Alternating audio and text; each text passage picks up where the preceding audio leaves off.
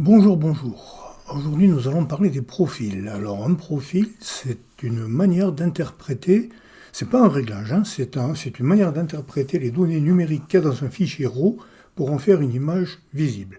Donc, il y en a des profils qui vont mettre en valeur plus la saturation des couleurs, il y en a qui vont qui vont plus pousser à respecter les teints de peau pour les gens qui font surtout du portrait, etc., etc. Et puis, il y a des profils qu'on peut créer ou télécharger et qui sont spécifiques à un boîtier. Donc, ça peut être soit un profil de boîtier justement pour, euh, pour avoir des couleurs beaucoup plus fidèles à la réalité, ou alors ce qu'on appelle un profil linéaire qui remet à plat tous les pré-réglages imposés par le fabricant du boîtier. Euh, donc voilà, principalement, profil de boîtier et profil linéaire, ce sont les deux types de boîtiers, deux types de profils que vous allez utiliser.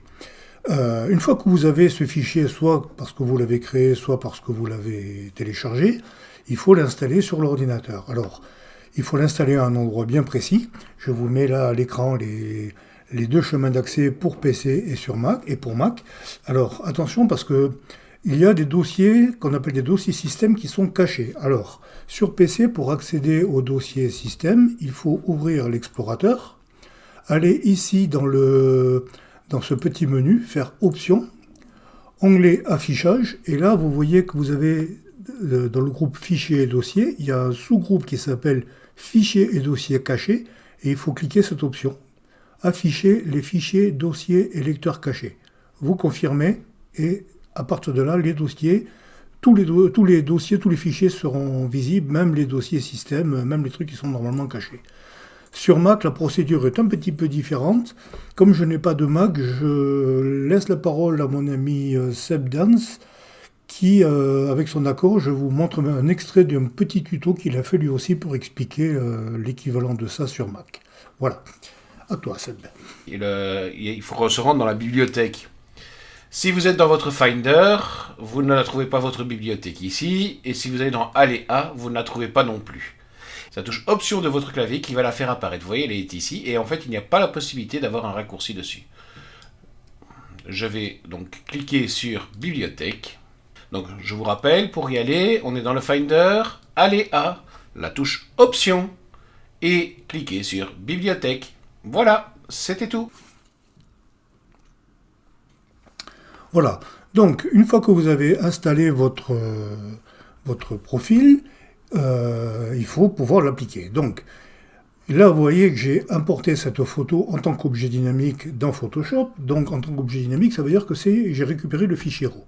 Donc, je fais un double-clic là sur la vignette pour ouvrir Caméra RAW. Et là, vous voyez que cette photo a été prise avec un boîtier Nikon D850.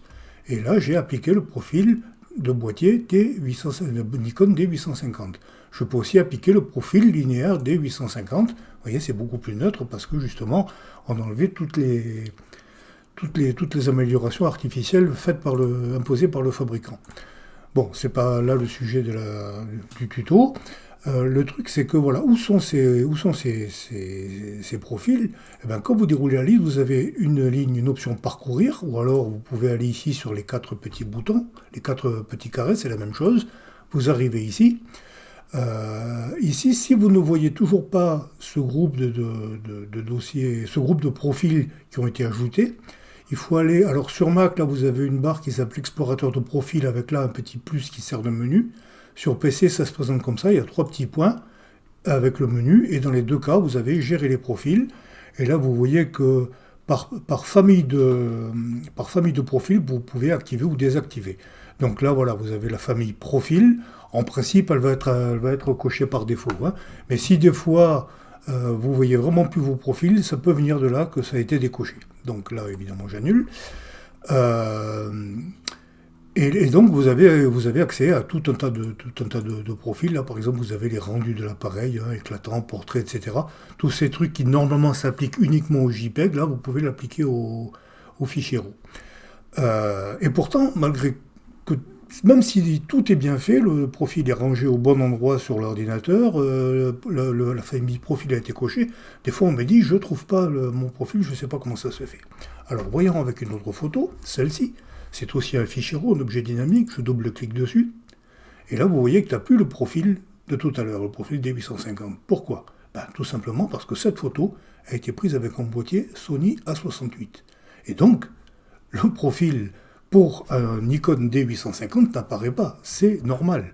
Ici, vous n'allez voir que les profils qui sont applicables à la photo active et au boîtier de la photo active. Si vous prenez une photo avec un Canon 90D et que vous avez un profil pour Fujifilm X-T4 ou je ne sais quoi, évidemment que ça n'a absolument aucun sens d'appliquer ce profil du Fuji pour une photo, un fichier RAW qui vient d'un Canon. Donc le profil tout simplement n'apparaît pas. Camera RAW ou Lightroom ne vous le montrera même pas, c'est évident. Donc ça c'est la principale raison pour laquelle les profils n'apparaissent pas. Quand on me dit j'ai tout installé, mon profil n'apparaît pas, 9 fois sur 10 c'est à cause de ça. C'est un profil pour un boîtier et l'image vient d'un autre boîtier. Une autre raison, regardez ici, cette photo n'est pas un objet dynamique, ce n'est pas un fichier RAW, donc je ne peux pas ouvrir Camera Raw directement, et si j'ouvre le filtre Camera Raw qui n'est pas la même chose, là évidemment il n'y a pas non plus les profils, parce qu'un profil, je vous ai dit, c'est une façon d'interpréter les données numériques d'un fichier RAW. Là on n'est pas avec un fichier RAW, donc il n'y a rien à interpréter. Donc là encore, le profil n'apparaîtra pas dans la liste. Voilà. À noter autre chose, c'est que quand vous êtes... je vais revenir dans Camera Raw. Quand on est ici dans la liste des profils, s'il y en a un que vous utilisez souvent, vous pouvez cliquer sur la petite étoile qui est dans le coin là, et ça le rajoute aux favoris. Vous voyez là dans les favoris, il y a mes deux boîtiers, mes deux profils pour le D850 que j'utilise très souvent, et vous avez le Artistic 3 que je viens de cocher maintenant. Si je le décoche d'ici, il va disparaître aussi de la liste des favoris, regardez, clac, voilà. Donc ça c'est une façon de mettre de côté, de rendre plus facilement accessibles les profils favoris qui à ce moment-là apparaissent ici directement sans avoir besoin d'entrer dans le menu des 4 carrés. Voilà.